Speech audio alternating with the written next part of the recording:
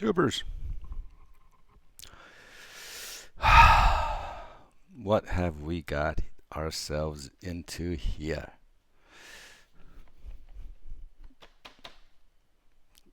Call me a fanboy. I'm going to get right into it.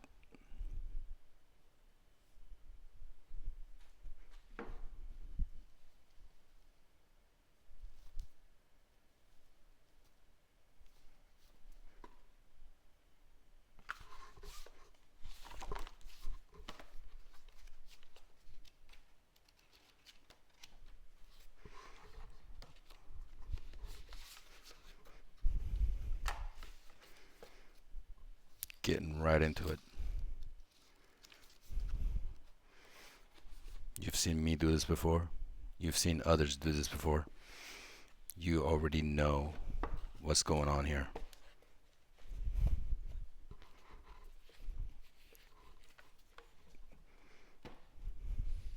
It's obvious. It's blatant. Oh, let there be light. So here we go.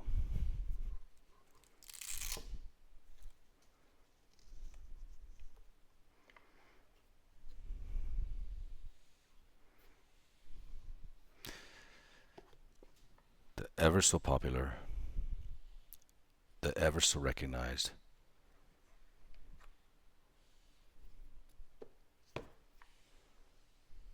moonwatch. This watch has been on my radar for too long. I have wanted this watch. Oh God, every time I go in and try to get this watch, I always, for some odd reason, don't get it and get something else. But this time, it was different. Kinda, sorta, maybe, not quite, not really. 3861.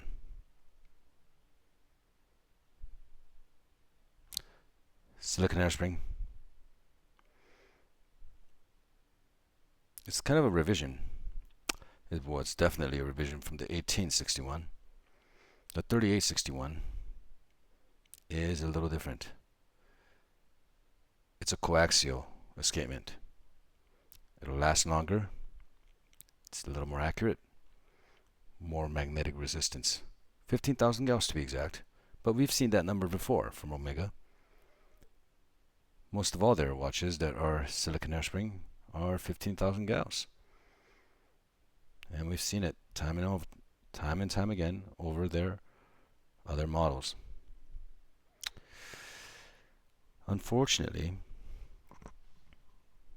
there is something holding this watch back. To be a true Rolex beater. Direct competition is, everybody knows, the Daytona. I've wanted the Daytona for over 30 years. When I wanted to buy it, I didn't have the money. And now, they don't have a watch that I can buy. This bracelet feels really, I want to say nice, but honestly it feels flimsy. It is what it is. I mean, you know, it's meant to be comfortable, I think. It's really flimsy, like the feel. It's really loose. I don't know if that's a good thing or a bad thing. Classic. One word to describe it. Another word to describe it would be forgive me, folks, a little bland. It is, after all, a super old design. They haven't updated it really. As a matter of fact, they retrofitted it with a dot over 90. It came back. Hello. Obviously sapphire crystal, since we have an exhibition case back. If you had the headlight, this would be stainless steel, and you wouldn't be able to see this gorgeous movement from the backside. Another unfortunate thing is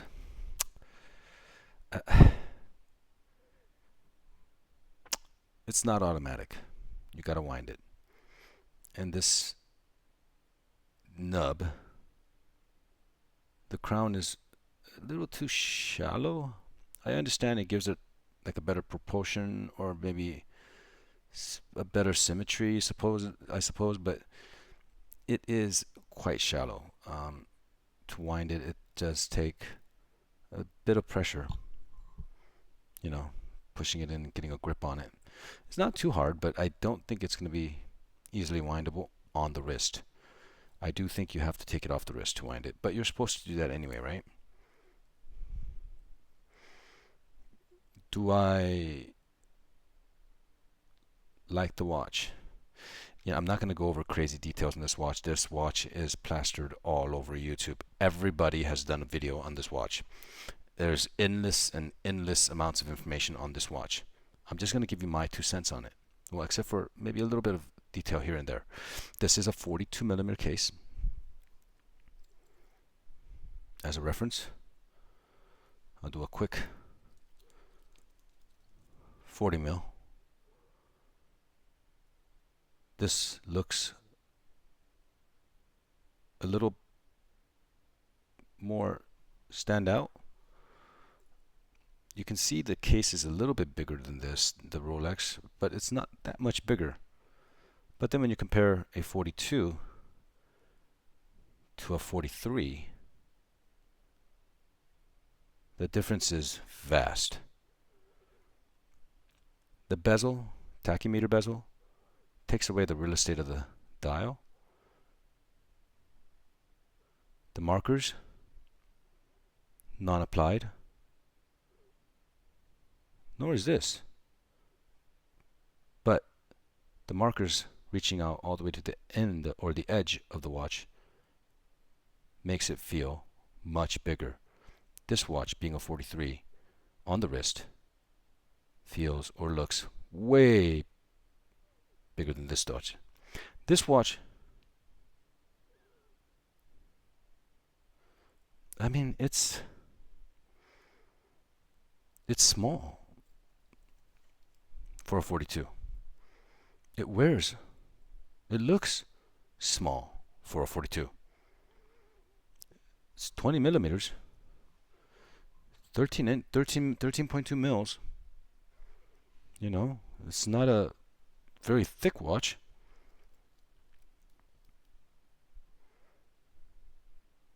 I'd say the Rolex is probably a little thinner. I don't know the actual dimensions of that. But this, the domed, the stepped domed sapphire crystal it has its own unique taste to it. The aluminum bezel, a tad disappointing. Wish they would have went with a ceramic, longer lasting, perhaps better looking, scratch resistant. I would have paid a few $100s more for a ceramic. I mean, they could do the Speedmaster for $5,200 or something like that with ceramic bezel. I don't know why they couldn't have done this with the ceramic bezel for 82, 83, 84, 85. I know the retail on this is $8,000. Did I pay $8,000? No. What did I pay? With tax included. I'm not going to tell you the actual number because I don't want people jamming up all the ADs saying da da da da da, but I paid less than $7 out the door, brand new, including tax, here in California. And it was from Beverly Hills, mind you. So 42, 43. This is way more legible way more at a glance. You know this at a glance. You kind of have to take a double take on what marker it's at, which is cool. But I personally, I think I won't say it. And then a 46.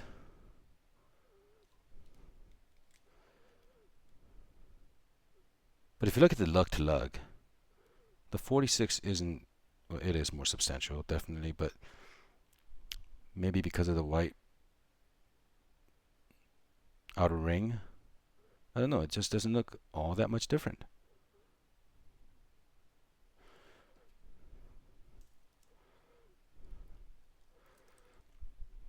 Between a 40 and a 42, the 42 looks smaller to me.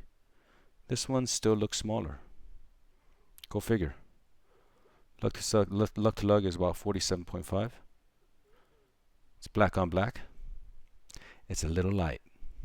I gotta say, it's a little light. This whole, there goes the light. Sucks. This whole tuxedo thing, it's okay. It's doable. I think I like the old, the more voluptuous, the more rounded, better. But I mean, it's kind of a new look, but it probably will shield from more scratches and whatnot. It's a robust fold-over clasp. It does have a small macro adjust for those hotter days or humid days. And it is a comfortable watch. This bracelet will drape over your wrist and it will contour to whatever shape your wrist might be. I mean, if you look here, you see how that angle there doesn't play so straight. It's able to kind of flex and tilt. So it is comfortable. I'll give them that. It's a little thin, but that's okay. It's not going to break up on you. It's not going to break apart on you. Polished edges and links. 7 link. Intermediate links polished. No polish on the center links. Lyre lugs. Polished. Brushed. I'm just afraid of dinging this somewhere and getting a nick on the aluminum bezel insert or the stainless steel bezel outer cover. Another one thing note to mention is no column wheel, no vertical clutch.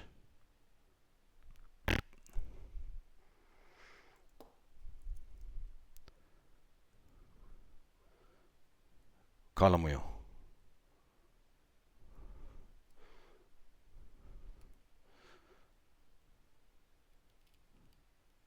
Column wheel.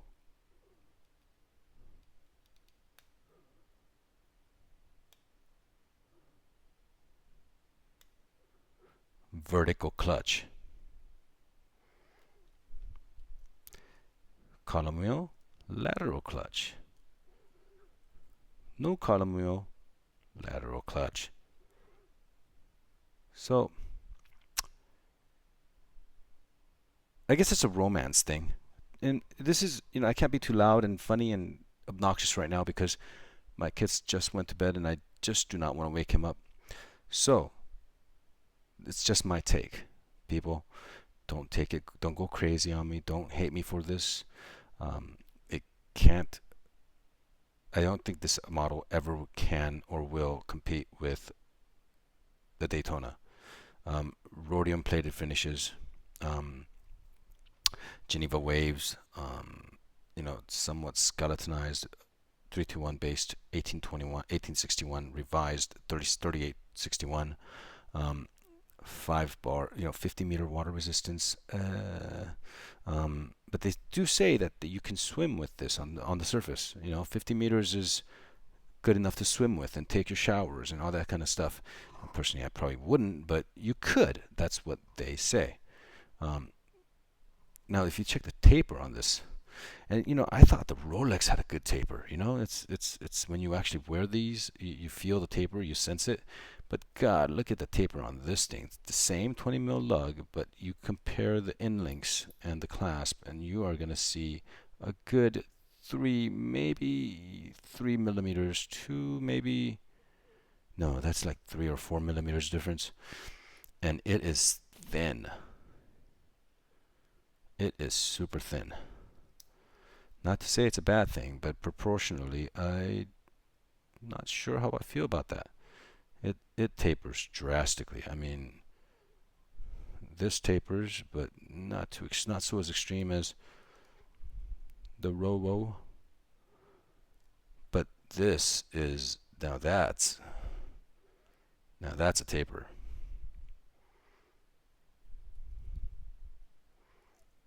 Talk about hourglass. Ooh, yeah, that is certainly an hourglass. We'll do a quick zoom in on the dial. Recessed accumulators, 30 minutes, 12 hour, second hand. I have seen this tweaked on another serial number. That was their floor model. Maybe it got used too much. I don't know. Eventually, maybe it shifts over. I have no idea. But that was not a very good floor model to be representing this brand. You can see the rollover from there to the polish. It's not. Let me clean it up. Maybe it's just a little dirty. Yeah, the polishing, the angling, the angle of the polish and the brushing. It's not as crisp, you want to say. I just don't see. I mean, I guess being the lighter lugs, it's not that easy to get that transition from the polish to where the links meet. Yeah, it's just not flat enough. Like the curves, the reflections, they bend and flex as you move through the watch here. It's not a clean transition.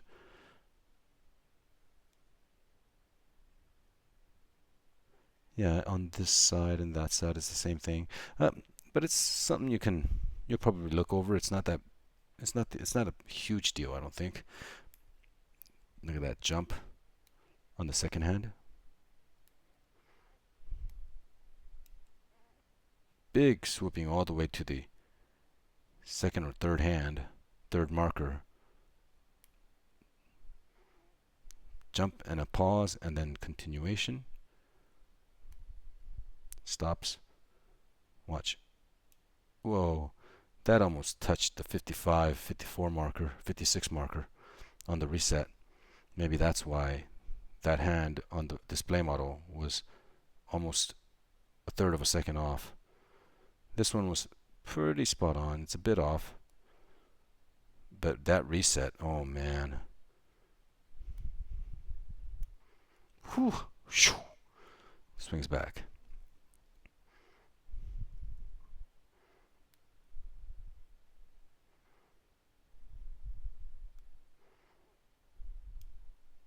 Column wheel. Comes right back to center on 0. No spring back or lash back.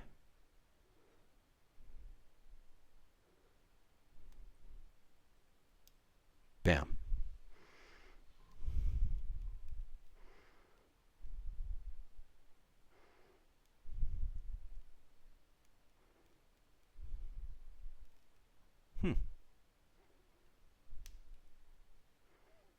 Immediate engagement.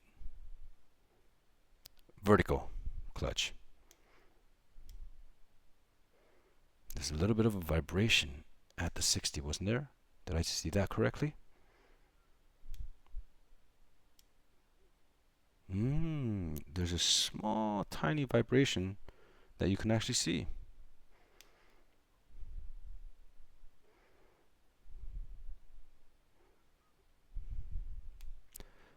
Here we go. Keep an eye on the 12. Maybe it's just my imagination. I don't know. But this is the slightly more superior movement, and it's an automatic. But you'll know where you don't get such a thing. On a roly-poly, you get a big steel piece of button, which you can do nothing about. Roly-poly. Now this is... I don't know what to say. I don't know how I feel about it. You know, I walk into an AD and I always want to buy this watch. I look at it, I think about it, I ponder it, and I get something else. Today, I walk in with the intent. I was on a mission. I was going to get this watch. I had a wad of cash in my pocket. I said I was about to throw down. I walked in with a buddy of mine who wanted the same watch. He wanted one for his wedding. It was his wedding watch. I suggested to him, get the moonwatch. It's the perfect watch for you. And you know what?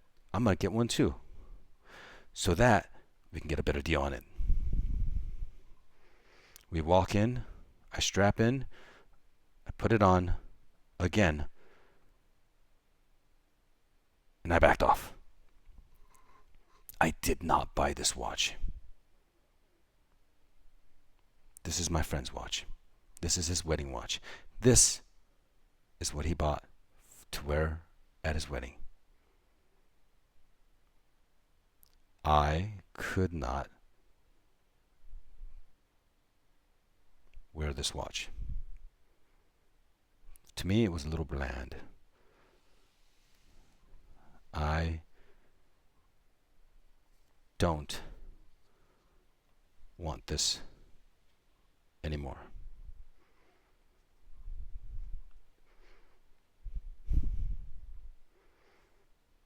I'm sorry. For an everyday watch, for somebody who's not really a watch collector, or this is the perfect watch. This is the perfect watch. Not an everyday watch, but a perfect watch. It's a classy, occasional watch. An everyday watch would be more like a Seamaster. This is not an everyday watch, but it's a very classy watch. However, for me, with multiple watches in the collection, this watch is too boring and bland. So this is going to get wrapped up. I appreciate my friend and I congratulate him on his wedding. I'm happy that I could help him come to a really good deal. We got this watch with tax, everything included, out the door, a couple $100 before, a bit below $7. I don't think you could have asked for anything better than that. I don't think I've seen anybody give a better deal than that. So I know that we got the best deal on probably in the city, and you know we were at Beverly Hills, and we weren't at the boutique though. We were at Beverly Hills, but not necessarily a boutique. It was a watch company near in that town, and I don't know if I want to disclose the name of it because I don't want you guys to raid his shop saying, hey, give me that watch for this pound, and you know I don't want them losing their money. But I have been dealing with them for years, and I bought many watches from them, so they do want to give me a good price if they want to keep me as a customer. Now I did put in an order for the Speedmaster. Wait for it. Super Racing Yellow. Unfortunately, it is a 44mm watch, but I think it's going to be okay. I think it's got a beautiful system. The Sprite, or if it's pirate, if you spell it pirate, why do you not pronounce? Why do you spell it Sprite and not Spirit? Or maybe it is called Spirit. maybe everybody's just mispronouncing it, Asparate. But I'm very intrigued on the Asparate movement with 0 to plus 2 seconds a day. I'm very, very interested. So my name is on the list. I'm number 2 on that list, and it's been out for about a year maybe, and there is every intent of them carrying it very soon. Hopefully they get one and I get the call, because once I get the call, it's coming here and we're gonna look at it, because I'm getting it. I don't care. It's not I don't care that it's not a moon watch. I'm over it. I have it here. I've touched it. I've reviewed it. I've had it in my home. I've had it on my wrist. I'm over it. I'm sorry. Fantastic watch. Fantastic movement. Classic design. Just not really for me. It needs a little more. It needs a little more pizzazz. It needs a little more color. It needs a little more theme. It needs no, I'm sorry, not theme. It just needs. It needs a little something, for sure. This watch, I congratulate my buddy on his marriage that's coming up, and I'm gonna take this straight over to him right now. Toodaloo.